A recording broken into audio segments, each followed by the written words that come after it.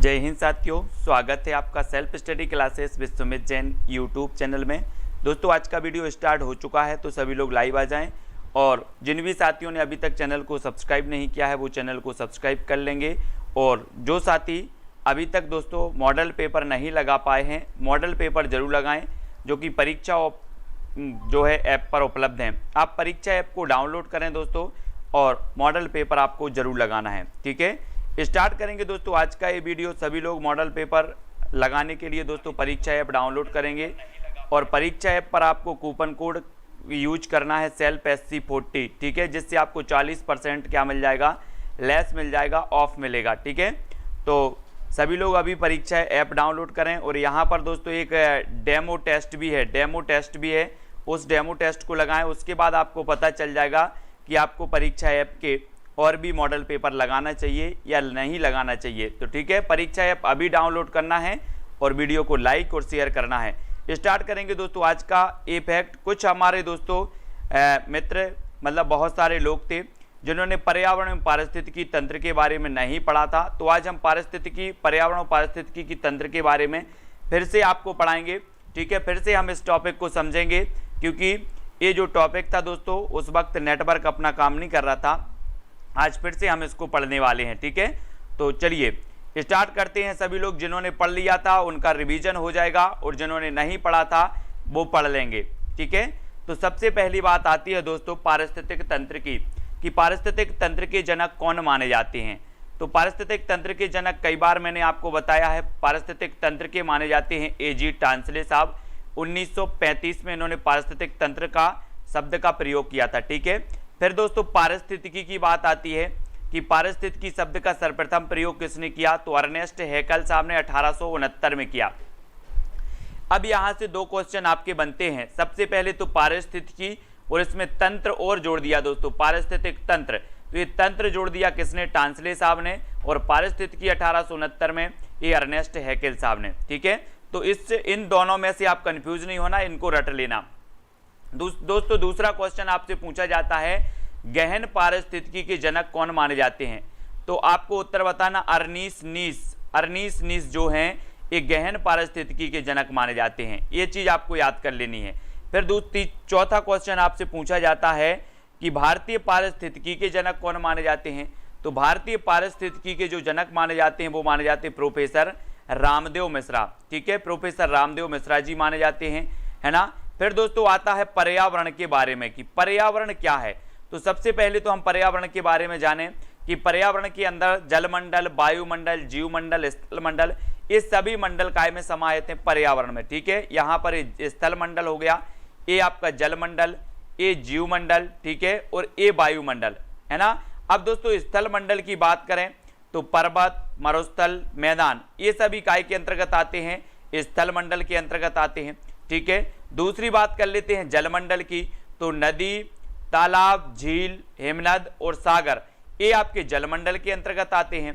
ठीक है, फिर बात करें दोस्तों जीवमंडल की, तो पेड़ पौधे, जीव जंतु, ये सभी जीवमंडल के अंतर्गत आते हैं। अब आपसे सीधा सा क्वेश्चन पूछा जाएगा कि निम्न में से बताइए कौन सा जलमंडल के अंतर्गत नहीं आता। तो ये आपके जलमंडल के अंतर्गत जो भी आते हैं वो आपको याद होनी चाहिए। स्थल मंडल के अंतर्गत जो भी आते हैं पर्वत, मरुस्थल, मैदान, ये आपको पता होनी चाहिए, है ना। जीवमंडल के अंतर्गत कौन आते हैं वो आपको पता होनी चाहिए। फिर पूछा जाता है वायुमंडल के अंतर्गत, तो वायुमंडल की दोस्तों 5 परतें हैं जिनको हमें याद रखना है। ठीक है, कौन कौन सी, एक तो क्षोभ मंडल, समताप मंडल, मध्य मंडल, आयन मंडल और बहिर्मंडल। अब आपसे क्वेश्चन बनेगा कि वायुमंडल की कितनी परतें हैं, तो आपको बताना है 5 परतें हैं वायुमंडल की। ठीक है, 5 परतों में सबसे निचली जो परत मानी जाती है वो क्षोभ मंडल, सबसे ऊपरी परत मानी जाती है बहिर्मंडल। ठीक है, याद रख लेना। मौसम संबंधी घटनाएं कहाँ घटित होती हैं, तो क्षोभ मंडल में। ओजोन परत कहाँ पाई जाती है, समताप मंडल में। सबसे ठंडी परत कौन सी है, तो मध्य मंडल। रेडियो तरंगों का परावर्तन होता है तो वो आयन मंडल से। ठीक है, तो यहां से जितने क्वेश्चन बन सकते हैं वो क्वेश्चन आपके पूरे सही हो जाएंगे। ठीक है, अब दोस्तों पर्यावरण के भौतिक या अजैविक संगठक वायु, जल, मृदा, भौतिक को अजैविक की भी कहा जाता है। कभी कभी आपसे पूछा जाएगा कि पर्यावरण के भौतिक घटक कौन से हैं, तो आपको पता होनी चाहिए कि जो जैविक होते हैं वही भौतिक कहलाते हैं और वायु, जल, मृदा ये दोस्तों आपके खनिज, अकार्बनिक तत्व, ठीक है, नाइट्रोजन, फास्फोरस, कार्बनिक तत्व में प्रोटीन, कार्बोहाइड्रेट, विटामिन, वसा, ये सभी अजैविक तत्व पाए जाते हैं, अजैविक तत्व होते हैं जिनमें जान नहीं होती, ठीक है, इसको भी आपको याद रखना है। फिर दोस्तों बाल पर्यावरण के जैविक घटक देखो, पर्यावरण के जैविक घटक यानी कि जिनमें जान होती है, जीवन होता है, ठीक है, इसको याद रखेंगे तो पेड़, पौधे, जीव जंतु ये जैविक घटक के अंतर्गत आते हैं। तो यहां से क्वेश्चन बनेगा दोस्तों, अगर आपका लेवल सरल आता है और पेपर आपकी कई शिफ्टों में आता है तो निश्चित ही यहां से क्वेश्चन आपके जरूर बनेंगे, ठीक है।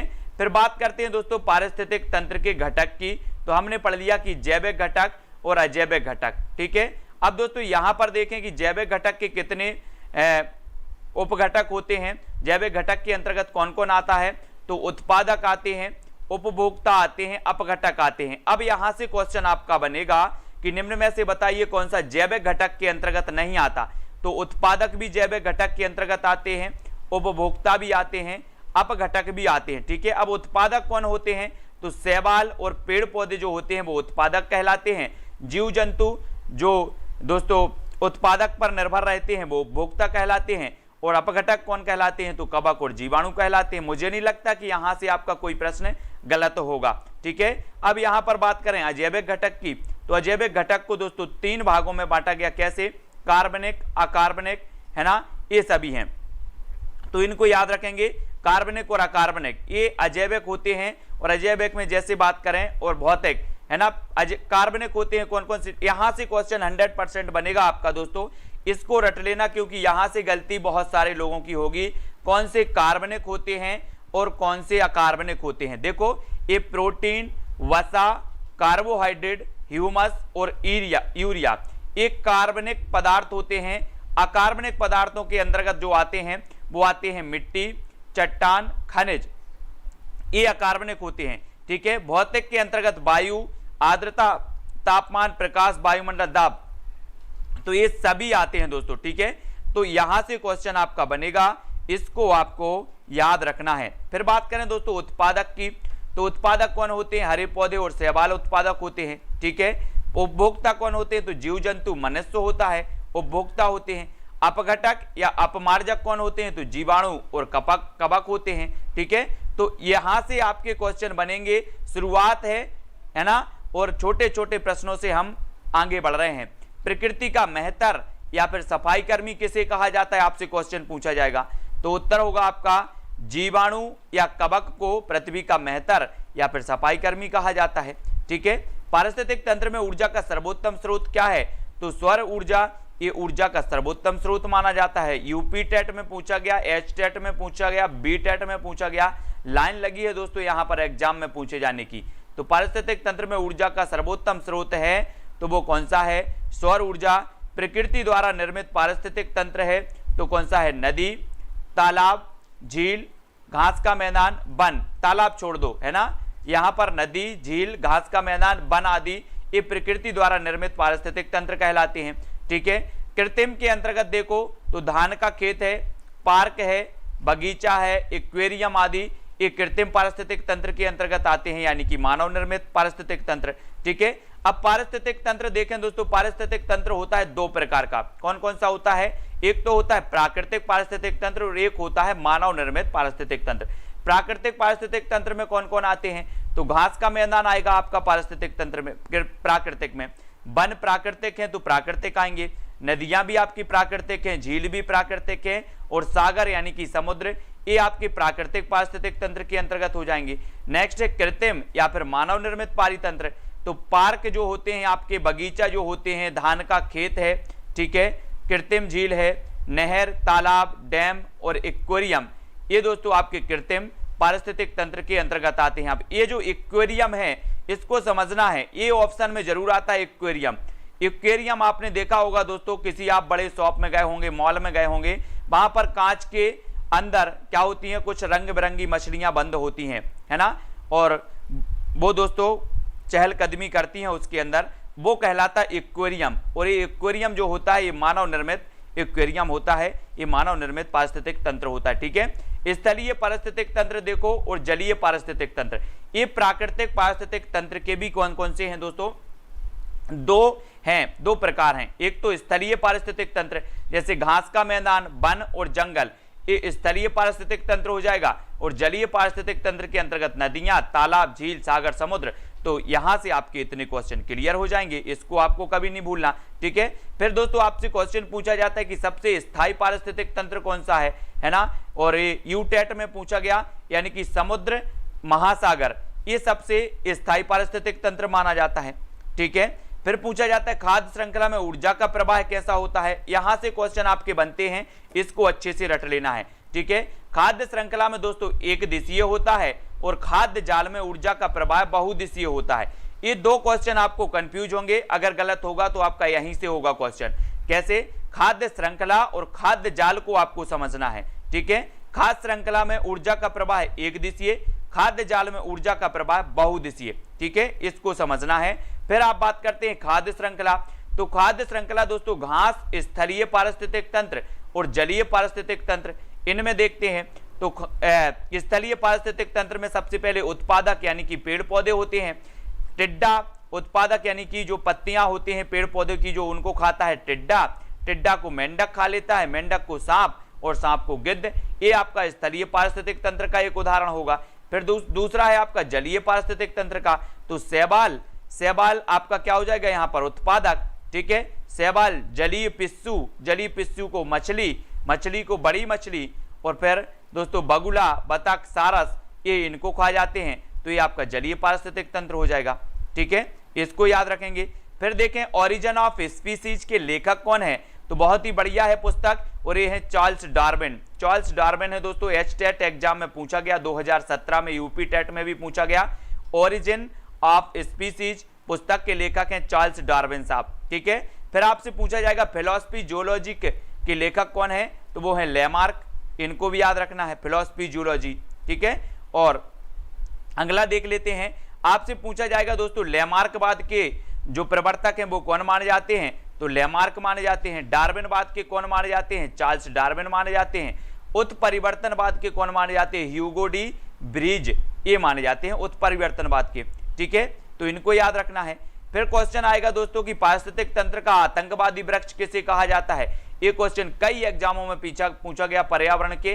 तो पारिस्थितिक तंत्र का जो आतंकवादी वृक्ष कहा जाता है वो कहा जाता है यूकेलिप्टस को, ठीक है, जिसे सफेदा भी कहा जाता है, कंफ्यूज नहीं होना, सफेदा और यूकेलिप्टस एक ही पौधे का नाम है, पेड़ का नाम है, ठीक है।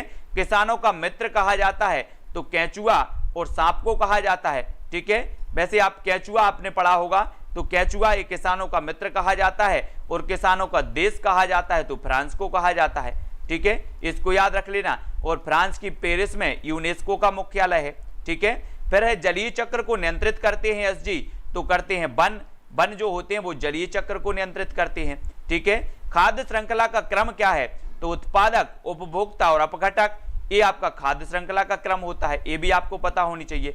फिर दोस्तों घास स्थलीय पारिस्थितिक तंत्र में खाद्य श्रृंखला का सही क्रम क्या होता है, तो स्थलीय पारिस्थितिक तंत्र की पूछी तो हमने पढ़ा भी है कि सबसे पहले आती घास जिसे उत्पादक कहा जाता है, फिर टिड्डे प्राथमिक उपभोक्ता, द्वितीय उपभोक्ता, तृतीय उपभोक्ता, ठीक है, और फिर सर्प को खाती है बाज। तो ये दोस्तों आपका स्थलीय पारिस्थितिक तंत्र का एक उदाहरण हो जाएगा, है ना। फिर सभी पारिस्थितिक तंत्रों में ऊर्जा का पिरामिड सदैव सीधा होता है, तो ये चीज भी आपको याद रखनी है, ठीक है। एक वृक्ष पारिस्थितिक तंत्र में संख्या का पिरामिड होता है, संख्या का पिरामिड होता है उल्टा वृक्ष पारिस्थितिक तंत्र में, ठीक है। खाद्य श्रृंखला में नेपंथीज कीटभक्षी पौधा का स्तर है, तो उत्पादक एवं द्वितीय उपभोक्ता दोनों का है, ठीक है, इसको याद रखेंगे। पारिस्थितिक तंत्र में ऊर्जा का प्रवाह होता है, तो पारिस्थितिक तंत्र में ऊर्जा का प्रवाह होता है एक दिशीय, है ना। किसी पारितंत्र में तत्वों का चक्रण कहलाता है, तो क्या कहलाता है दोस्तों, जैव भू रासायनिक चक्र कहलाता है, इसको आपको समझ लेना है, ठीक है।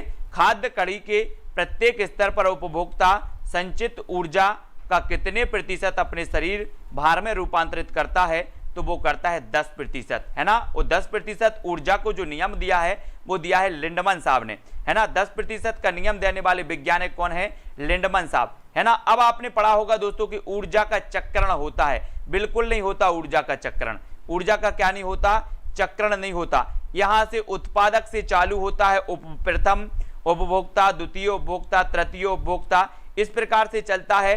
लेकिन आपको पता है दोस्तों कि ये पुनः आपके उत्पादक के पास नहीं आ पाती।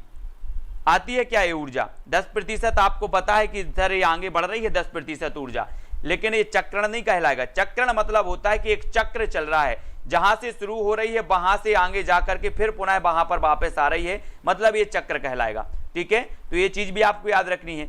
प्रकाश संश्लेषण की बात करें तो कारक देखें, प्रकाश संश्लेषण के कारक कौन कौन से होते हैं दोस्तों? आपसे पूछा जाएगा कि प्रकाश संश्लेषण क्रिया के जो कारक होते हैं, प्रकाश संश्लेषण के कारक होते हैं, निम्न में से बताइए कौन सा कारक नहीं है। तो नहीं है में बात करें तो आपको जान लेना है कि कार्बन डाइऑक्साइड है, जल भी प्रकाश संश्लेषण का कारक है, सूर्य का प्रकाश भी है, तापमान और पर्णहरित, ये दोस्तों आपके प्रकाश संश्लेषण के कारक माने जाते हैं, जो आपको याद होनी चाहिए। यहां से क्वेश्चन आपका बनेगा। ठीक है, इसको याद रखेंगे। और अगला देखते हैं दोस्तों, यहां पर है घास का मैदान। दोस्तों घास के मैदान की अगर बात करें तो घास के मैदान होते हैं दोस्तों उष्ण कटिबंधीय और शीतोष्ण कटिबंधीय। यहां पर याद रख लेना है दोस्तों, कल हिंदी की क्लास में जब मैंने आपको बताया था तो वहां पर आपको मैंने शीत का बता दिया था कृष्ण, शीत का विलोम कृष्ण, लेकिन शीत का विलोम होता है दोस्तों उष्ण, है ना। यहां पर शीतोष्ण आया ना, तो शीत और शीत का होता है उष्ण, याद रख लेना। तो यहां पर उष्ण कटिबंधीय और शीतोष्ण कटिबंधीय, ठीक है, ये दो प्रकार के क्या होते हैं? घास के मैदान होते हैं, है ना। और दोस्तों ये उष्ण कटिबंधीय घास के मैदान कौन कौन से होते हैं, ये चीज भी आपको पता होनी चाहिए। तो लानोस कोलंबिया और वेनेजुएला में है, ये आपका कौन सा है? उष्ण कटिबंधीय घास का मैदान है। कैपोस ये ब्राजील में है, सवाना पूर्वी अफ्रीका और सेलवास अमेजन बेसिन में है। ठीक है, इसको याद रखेंगे। जिसके भी जो क्वेश्चन है वो वीडियो के लास्ट में पूछना। ठीक है, अभी अपनी जो धारा प्रवाह है वो टूट जाती है बीच में, है ना। और शीतोष्ण कटिबंधीय घास का मैदान कौन कौन से हैं? पंपास अर्जेंटीना में है, स्टेपी ये मध्य एशिया यूक्रेन में है, बेल्ड अफ्रीका में है, प्रेरी उत्तर अमेरिका में है, ये शीतोष्ण के अंतर्गत आएंगे। पुस्टाज हंगरी में, डाउन्स ऑस्ट्रेलिया और कैटरबरी ये न्यूजीलैंड में है। तो ये याद रख लेना है, आपसे सीधा सा क्वेश्चन बनाएगा, यहां से तो बनता ही है क्वेश्चन, है ना। तो इनको आपको रट लेना है कि निम्न में से बताइए कौन सा उष्ण कटिबंधीय घास का मैदान है। तो अगर आपको पता है कि उष्ण कटिबंधीय घास का मैदान कौन सा है, तब आप उत्तर सही कर पाओगे। शीतोष्ण कटिबंधीय घास का मैदान कौन सा है, तब आप सही कर पाओगे। तो इनको आपको अच्छे से याद कर लेना है। ठीक है, और देख लेते हैं। और दोस्तों भारत में घास के मैदान देखो, घास के मैदान, तो घास के मैदान भारत में जो है सोनमर्ग गुलमर्ग, आपसे पूछा जाएगा सोनमर्ग गुलमर्ग ये जो घास का मैदान है वो कहां पर है, और 4 विकल्प दिए जाएंगे तो आपको जम्मू कश्मीर पर टिक करना है। ठीक है, बुग्याल ये कहां पर है, तो ये उत्तराखंड में है। ठीक है, उर्मिल घास का मैदान कहां पर है, कर्नाटक में है। सोला घास का मैदान कहां है, महाराष्ट्र में। ठीक है, तो और बन्नी घास का मैदान कहां पर है, तो ये गुजरात में है। ठीक है, बन्नी, तो ये घास के मैदान है भारत के, जो आपसे घास के मैदान पूछे जाएंगे। ठीक है, और अगला है दोस्तों कि सबसे छोटा पारिस्थितिक तंत्र कौन सा है, तो एक्वेरियम। ठीक है, एक्वेरियम जो होता है ये सबसे छोटा पारिस्थितिक तंत्र होता है। सबसे बड़ा कृत्रिम पारिस्थितिक तंत्र कौन सा है, तो सबसे बड़ा कृत्रिम होता है धान का खेत। विश्व में सबसे विक्षुब्ध पारिस्थितिक तंत्र कौन सा है, तो पर्णपाती वन इस विक्षुब्ध सबसे विक्षुब्ध पारिस्थितिक तंत्र होते हैं। ठीक है, और स्थल खंड पर पाए जाने वाला सबसे बड़ा पारिस्थितिक तंत्र कौन सा है, तो वो है जंगल। ठीक है, ये आपको स्थल खंड पर पाए जाने वाला सबसे बड़ा पारिस्थितिक तंत्र है जंगल, है ना। और पारिस्थितिक तंत्र का मित्र है नीम, पीपल, बरगद और तुलसी, ये पारिस्थितिक तंत्र के मित्र कहे जाते हैं। और सबसे बड़ा पारिस्थितिक तंत्र जो होता है दोस्तों वो होता है महासागर या फिर समुद्र, है ना। लेकिन अलग अलग क्वेश्चन आपसे पूछे जाएंगे, कृत्रिम पूछ लिया जाएगा, सबसे छोटा पारिस्थितिक तंत्र पूछ लिया जाएगा, है ना। फिर आपसे पूछा जाएगा कि स्थल खंड पर पाए जाने वाला सबसे बड़ा कृत्रिम कौन सा है, तो ये भी आपको याद रख लेना है। ठीक है, इसको भी याद रखना है ना। अगला देखते हैं दोस्तों यहाँ पर कि अपनी जैव विविधता के बारे में पढ़ते हैं हम थोड़ा सा। जैव विविधता एवं पर्यावरण संरक्षण, ये आपने शायद पढ़ा हो जैव विविधता एवं पर्यावरण संरक्षण के बारे में, तो इसके बारे में भी मैं आपको बता देता हूं कि दोस्तों कि जो जैव विविधता है, जैव विविधता के अपने भारत में दोस्तों हॉट स्पॉट क्षेत्र हैं, 4 हॉट स्पॉट क्षेत्र हैं और 22 मई को हम हर वर्ष जैव विविधता दिवस मनाते हैं। ठीक है, मनाते हैं। जैव विविधता का संरक्षण आपको पता है ना, तो याद रख लेना है दोस्तों, जैव विविधता का संरक्षण 2 प्रकार से किया जाता है, या तो स्वस्थानिक संरक्षण या फिर बाह्य स्थानिक संरक्षण।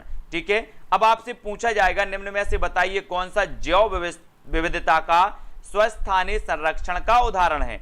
तो स्वस्थानीय संरक्षण का आपको बताना है, बाह्य स्थानीय संरक्षण का उदाहरण भी आपको पता होनी चाहिए। तो स्वस्थानीय होता है दोस्तों, जैसे राष्ट्रीय उद्यान ये स्वस्थानीय का है। ठीक है, वन्य जीव अभ्यारण्य ये स्वस्थानीय के हैं। जैव मंडल आरक्षित क्षेत्र, पवित्र उपवन एवं झीलें ये स्वस्थानीय के अंतर्गत आएंगी। समुदाय एवं संरक्षण आगर ये भी आपके स्वस्थानीय के अंतर्गत आएंगे। तो बाह्य स्थानीय के अंतर्गत कौन आएंगे वो भी आपको पता होनी चाहिए। जिन जीवों को कृत्रिम तरीके से प्राकृतिक आवासों से हटाकर दूसरे जगह संरक्षित करते हैं वो बताना है। यानी कि स्वस्थान, जैसे बात करें कि एक जो शेर है उसका स्वस्थान है गुफा, अब वो गुफा में रहता है, अब उसके स्वस्थान से उठाकर हम उसके बाह्य स्थान में पहुंचाते हैं, कहीं कृत्रिम रूप से उसको चिड़ियाघर आदि में कहीं पर रख देते हैं, है ना। तो वो क्या कहलाएगा, बाह्य स्थान कहलाएगा। तो स्वस्थानीय और बाह्य स्थानीय ये आपको समझ में आ गया होगा। और बाह्य स्थानीय में आपके वनस्पति उद्यान आते हैं, जंतु उद्यान आते हैं, चिड़ियाघर आते हैं, बीज बैंक, जीन बैंक, है ना, निम्न तापीय संरक्षण, नर्सरी और हार्बेरियम ये बाह्य स्थानीय के अंतर्गत आते हैं। और ये दोस्तों कहीं ना कहीं मानव द्वारा निर्मित किए जाते हैं। ठीक है, और जो स्वस्थानीय होते हैं ये अधिकांश दोस्तों प्राकृतिक होते हैं, प्रकृति द्वारा जो है निर्माण इनका किया जाता है। ठीक है, अब हम देखते हैं यहाँ पर कि किसी प्राकृतिक प्रदेश में पाई जाने वाली जीव जंतुओं और वनस्पतियों की प्रजाति की बहुलता को क्या कहते हैं, ये क्वेश्चन आपसे पूछा जाएगा। तो ये होगा दोस्तों आपका जैव विविधता, है ना। किसी प्राकृतिक प्रदेश में पाई जाने वाली जीव जंतुओं और वनस्पतियों की प्रजातियों की जो बहुलता होती है उसे जैव विविधता कहते हैं। जैव विविधता के बारे में एक तथ्य आता है कि आपसे पूछा जाएगा निम्न में से बताइए कि भूमध्य रेखा से ध्रुवों की ओर जाने पर जैव विविधता घटती है, बढ़ती है, समान रहती है या इनमें से कोई नहीं। तो आप उत्तर बताते हो कि भूमध्य सागर से ध्रुवों की अगर ओर जाते हैं तो जैव विविधता घट जाती है, ध्रुवों से विषुवत रेखा की ओर आते हैं तो जैव विविधता बढ़ती है। यहां से क्वेश्चन पूछा जाएगा आपका। फिर आता है जैव विविधता शब्द किसने दिया, तो वो दिया है बीजी रोजेन साहब ने 1985 में दिया है, बीजी रोजेन 1985। ठीक है, फिर आपसे पूछा जाता है विश्व समुदाय के समक्ष जैव विविधता या दोस्तों बायोडाइवर्सिटी शब्द को प्रस्तुत किया है, तो वो किया है एडवर्ड विल्सन ने 1986 में। ठीक है, सर्वाधिक जैव विविधता उष्ण कटिबंधीय वर्षा वन में पाई जाती है और विषुवत रेखा प्रदेश में पाई जाती है। यहां से फिर क्वेश्चन आपका बनेगा कि सर्वाधिक जैव विविधता किस क्षेत्र में पाई जाती है, तो आप बता देना कि उष्ण कटिबंधीय वर्षा वन में पाई जाती है और विषुवत रेखीय यानी कि भूमध्य रेखीय प्रदेशों में पाई जाती है। ठीक है, इसको याद रखेंगे। विश्व में सर्वाधिक जैव विविधता पाई जाती है दोस्तों ब्राजील की राजधानियां ब्राजीलिया। ठीक है, याद रख लेना है। और यहां पर आपने पढ़ा था कि कैंपास घास का मैदान है। मैंने आपको बताया था कि ब्राजील के लोग टेम्पास करने के लिए फुटबॉल खेलते हैं, टेम्पास तो कैंपास, इस प्रकार से। ठीक है, भारत में सर्वाधिक जैव विविधता कहां पाई जाती है, तो ये शांत घाटी, और शांत घाटी कहां पर है, तो केरल, है ना, ये पश्चिमी घाट में है। ठीक है, पश्चिमी घाट में सर्वाधिक जैव विविधता पाई जाती है और यहीं पर शांत घाटी है, साइलेंट वैली है जिसे कहा जाता है, और ये केरल में है। ठीक है, केरल में एक फैक्ट और पूछा जाता है कौन सा, पेरियार अभ्यारण्य कहां पर है, तो ये केरल में ही है, बहुत ही प्रसिद्ध है, करंट में रहा है पेरियार अभ्यारण्य। जैव विविधता दिवस मनाया जाता है 22 मई को। ठीक है, राष्ट्रीय जैव विविधता प्राधिकरण का मुख्यालय कहां पर है, तो ये चेन्नई में है। ठीक है, चेन्नई, राष्ट्रीय जैव विविधता प्राधिकरण का मुख्यालय चेन्नई। सर्वप्रथम हॉट स्पॉट शब्द का प्रयोग किया गया, तो नॉर्मन मायर्स द्वारा प्रयोग किया गया 1988 में। ठीक है, इसको याद रखेंगे। विश्व में कुल हॉट स्पॉट क्षेत्र कितने हैं, तो 35 हैं, भारत में 4 हैं। ठीक है, और हॉट स्पॉट की अगर बात करें दोस्तों तो पूर्वी हिमालय, भारत के हॉट स्पॉट जो क्षेत्र हैं पूर्वी हिमालय, पश्चिमी घाट, है ना, लेकिन इसमें माने जाते हैं कौन, सुडालैंड एवं म्यांमार, भारत सीमा, ये अपवादित हैं, कुछ स्थिति में भारत के हॉट स्पॉट के तहत शामिल किए गए हैं इनको। और विश्व के कुछ प्रमुख हैं जैसे मेडागास्कर हिंद महासागर द्वीप में, फिलीपींस है, ब्राजील का अटलांटिक वन है। ये हॉट स्पॉट क्षेत्र हैं दोस्तों। निम्न में से बताइए कौन सा हॉट स्पॉट क्षेत्र नहीं है, कौन सा हॉट स्पॉट क्षेत्र है। तो आपको हॉट स्पॉट क्षेत्र अगर पता है तो आप जल्दी से बताओगे, नहीं पता है तो आप इधर उधर ताकते रह जाओगे। तो ब्राजील का अटलांटिक वन, अफ्रीका का हॉर्न, कैलिफोर्निया का फूलवादी प्रांत, चिली सर्दी वर्षा वन, कैरिबियाई द्वीप हॉट स्पॉट, म्यांमार भारत और भारत का पश्चिमी घाट, ये दोस्तों विश्व के प्रमुख हॉट स्पॉट क्षेत्रों के अंतर्गत आते हैं, जो आपको याद रख लेना बहुत ही जरूरी है। अगर पेपर थोड़ा सा टफ आया तो आपको लगेगा तो ये तो हमने हॉट स्पॉट क्षेत्र पढ़े हैं, लेकिन वही हॉट स्पॉट क्षेत्र आपको बनेंगे नहीं। ठीक है, तो आपको बताना है राष्ट्रीय उद्यान, वन्यजीव अभ्यारण्य और उनसे संबंधित जो राज्य हैं वो यहां पर पढ़ना है। सबसे पहले क्वेश्चन आपसे पूछा जाएगा कि जिम कॉर्बेट राष्ट्रीय उद्यान कहां पर है। आप बता देना कि सर ये तो नैनीताल में है और ये उत्तराखंड में है।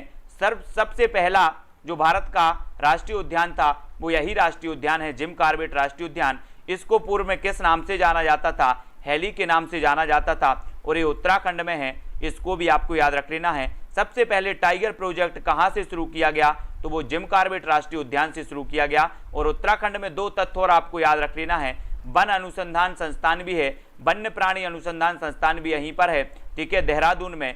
और दोस्तों चिपको आंदोलन जो आपका चला था वो भी यहीं से संबंधित है, ठीक है। सुंदरलाल बहुगुणा साहब चिपको आंदोलन से संबंधित थे। और दुधवा राष्ट्रीय उद्यान ये कई बार पूछा गया है, तो ये लखीमपुर खीरी में है, जो कि कहां पर है, उत्तर प्रदेश में है, ठीक है। गिर राष्ट्रीय उद्यान गुजरात में है। और दोस्तों जो गिर राष्ट्रीय उद्यान है इसमें एशिया के बब्बर शेर पाए जाते हैं। और आपको पता है कि इसकी तर्ज पर ही मध्य प्रदेश में एक बनाया गया है, कौन सा उद्यान, पालपुर कूनो। पालपुर कूनो बनाया गया 2018 में, और कूनो में गिर राष्ट्रीय उद्यान के जो शेर हैं इनका प्रजनन का केंद्र बनाया गया है, ठीक है। श्योपुर जिले में है। आपसे पूछा जाएगा कि पालपुर कूनो जो राष्ट्रीय उद्यान है वो कहां पर है, तो ये श्योपुर जिले में है। काजीरंगा राष्ट्रीय उद्यान असम में एक सींग वाले गेड़े के लिए जाना जाता है। मानस भी असम में है। सुंदरबन राष्ट्रीय उद्यान पश्चिम बंगाल में है। सरिस्का कहां पर है, तो ये राजस्थान में है, ठीक है। दाचीगाम राष्ट्रीय उद्यान ये आपका जम्मू कश्मीर में है, दाचीगाम। नेक्स्ट पूछा जाता है कान्हा कहां पर है, तो ये मध्य प्रदेश में है। दोस्तों आपको पता है कि भारत का एक पहला ऐसा राष्ट्रीय उद्यान है जिसे आधिकारिक शुभंकर मिला है, आधिकारिक शुभंकर मिला है, भारत का प्रथम है, और वो भारत का प्रथम है कान्हा राष्ट्रीय उद्यान, इससे आधिकारिक शुभंकर मिला है ना। मध्य प्रदेश में सबसे पहले टाइगर प्रोजेक्ट चलाया गया कान्हा में। कान्हा मध्य प्रदेश के कहां पर है दोस्तों, मंडला में है। फैन राष्ट्रीय उद्यान भी कहां पर है, मंडला में है। मोती महल भी मंडला में है, ठीक है, ये याद रखना है। और कान्हा राष्ट्रीय उद्यान की जब भी बात होती है तो याद रखना है कि ये ब्रेडरी प्रजाति की संरक्षण के लिए जाना जाता है, जो कि बारहसिंगा मध्य प्रदेश का क्या है, राजकीय पशु है, ठीक है। संजय गांधी राष्ट्रीय उद्यान ये दोस्तों आपका महाराष्ट्र में है और हमारी सीधी में पड़ता है, ठीक है, इसको भी याद रख लेना है। संजय गांधी राष्ट्रीय उद्यान सीधी, संजय राष्ट्रीय उद्यान सीधी में है ना। और ये महाराष्ट्र बोरीवली में भी इसको माना जाता है ना। कंचनजंगा राष्ट्रीय उद्यान ये सिक्किम में है। कैंपबेल भी राष्ट्रीय उद्यान अंडमान एवं निकोबार द्वीप समूह में है। सबसे ज्यादा राष्ट्रीय उद्यान मध्य प्रदेश और अंडमान निकोबार द्वीप समूह में है, इसको भी आपको याद रख लेना है, ठीक है। हाँ, भारत में 4 पूर्वी हिमालय, पश्चिमी घाट और इंडो बर्मा सोडालैंड ये हैं। Very good Shivani Shukla ji. इंद्रावती राष्ट्रीय उद्यान ये कहां पर है, तो ये छत्तीसगढ़ में है, ठीक है। नागरहोल राष्ट्रीय उद्यान ये कर्नाटक में है दोस्तों, और इसे राजीव गांधी राष्ट्रीय उद्यान के नाम से भी जाना जाता है। और एक राजीव गांधी राष्ट्रीय उद्यान राजस्थान में भी है, उसको भी आपको याद रख लेना है, ठीक है। बालपक्रम राष्ट्रीय उद्यान कहां पर है, तो ये मेघालय में, मेघालय, और मेघालय का जो दोस्तों आपका मौसिन राम है, मौसिन राम, यहाँ पर सर्वाधिक वर्षा होती है, ठीक है। केवलम झाओ राष्ट्रीय उद्यान ये एकमात्र तैरता हुआ राष्ट्रीय उद्यान है, और ये कहां पर है दोस्तों, ये आपका मणिपुर में है, ठीक है, मणिपुर, इसको याद रखेंगे। गलपाप मन्नार मैरीन राष्ट्रीय पार्क कहां पर है, तो ये तमिलनाडु में है, ठीक है। तो ये भी आपको याद रख लेना है। एक कृत्रिम, ये याद रखेंगे, विश्व का प्रथम राष्ट्रीय उद्यान कौन सा है, येलोस्टोन राष्ट्रीय उद्यान, ठीक है। भारत का प्रथम राष्ट्रीय उद्यान जिम कॉर्बेट राष्ट्रीय उद्यान